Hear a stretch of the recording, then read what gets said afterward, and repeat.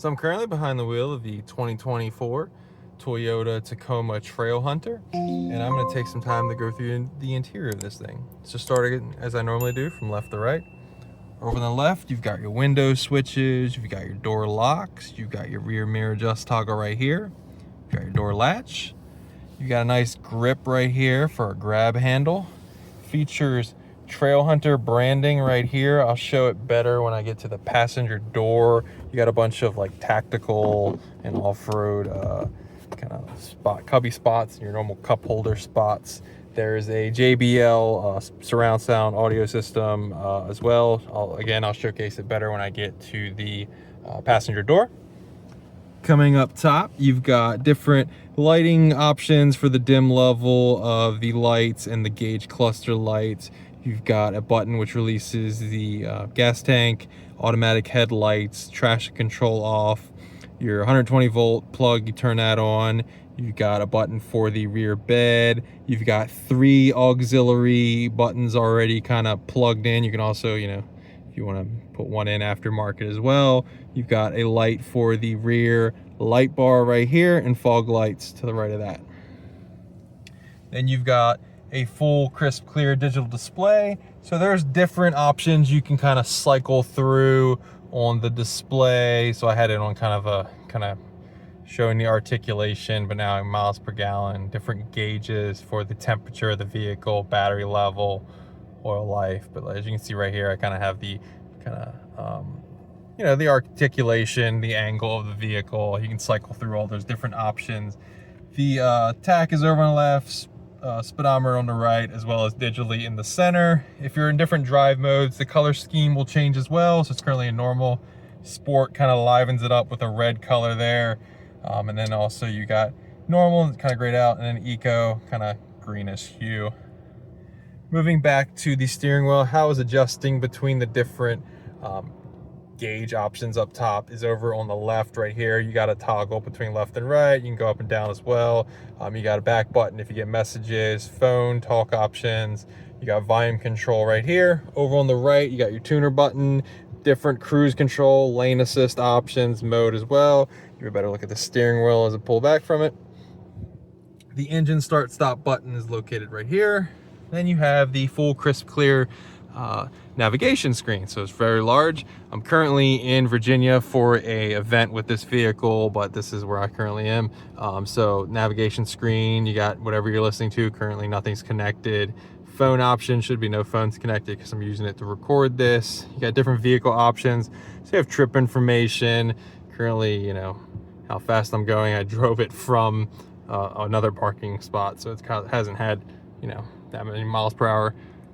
Different options on the interior as well.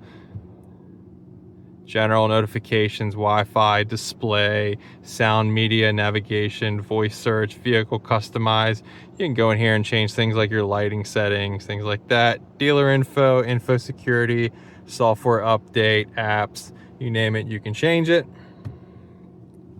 Coming down from there, you've got your vents, you got a volume knob big in the center. You can also turn off that as well. Coming down and to the left of there, you have a heated steering wheel right here. Big knobs for the temperature control digitally in the center. Then you have heated and ventilated seats for both the driver and the passenger, and there are 3 levels of them. So as you can see, I have on the second level, you push it, all 3 light up, or if you want all 3 heated, and you can kind of come down from there. So I kind of had it on just one.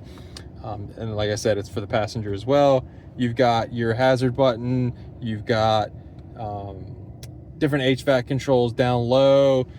Below that, you have a charging pad. You've got some USB-C plugs hidden back here. You've got old school smoker's plug right here. Now this is all kind of a grab handle, kind of tactically looking, kind of a big cubbyhole space. Kind of fit my whole hand down in there. Then you have your gear lever. So you have park, reverse, neutral, and drive. Once you're in drive, you can knock it over to the sport mode where you can select your own gears.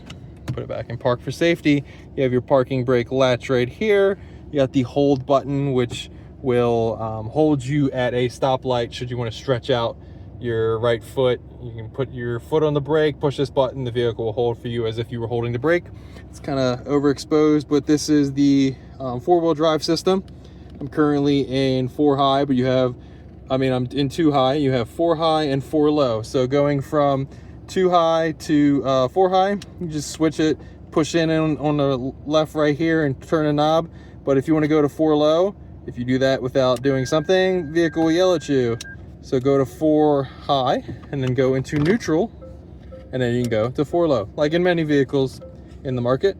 But I'm just gonna go put it in in 2 high just because. So there's also a multi-use dial on top of that 4-wheel drive dial. So right now I have the drive mode selected, and this is where I twisted the knob, and it went between sport, normal, and eco up top. But you also have a tow mode, tow haul, the multi-terrain select, DSC and crawl control as well. So you can adjust those between different options once you're in 4 low.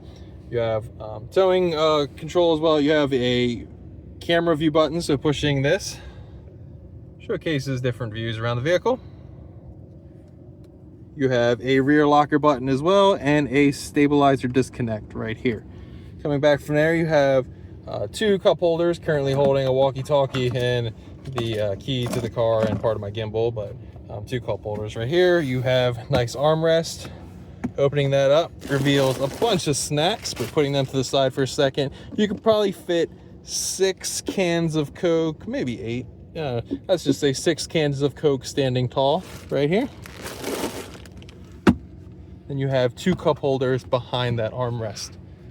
Moving to the passenger side, you have nice Toyota branding, nice cubbyhole space, and then behind the navigation display, you have a JBL speaker, which you can push this button down and pop it out and take it with you. You have your glove box. Now I promised I better look at all that Trailhunter branding. So you can see right here, features the Trailhunter branding and that kind of compass design. You can see it's this pass-through design for both the kind of cubbyhole spaces on the door, as well as the where you can put bottles, and that's the kind of JBL branding on the speaker as well. This is the design of the seats in the Trailhunter, and that design flows to the back. Now there is no sunroof in this car, but there are different lighting options up top right here, as well as a sunglass holder. Option I like in a lot of Toyota vehicles is, this is a rear view mirror. You currently kind of get an angle of this headrest and the rear seats, but you flip this right here, you're going to get an angle of just what's behind the car.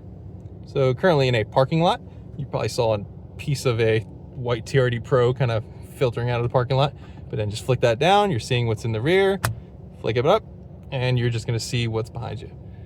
But that is pretty much the interior of the 2024 Toyota Tacoma Trailhunter. If there is some option or detail that I didn't go in depth enough on and you have some questions, be sure to leave them in the comments below.